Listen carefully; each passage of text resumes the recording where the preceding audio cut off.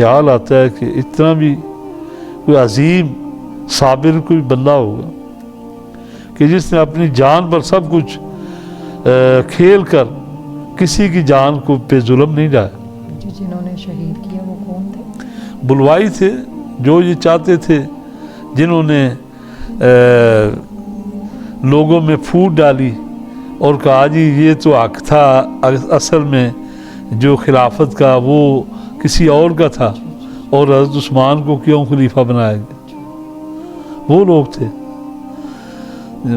वैसे जिस हद तक हज़रत अली का ताल्लुक़ है, हम ये शरा सदर से कहते हैं, हज़रत अली ने इस चीज़ का बहुत ख्याल किया, किसी तरह उनको अपने बेटों को आगे भेजा, पानी देकर उनसे वो मशक भी ले ली गई, हज़रत उस्मान को पानी नहीं पहुँचाया गया।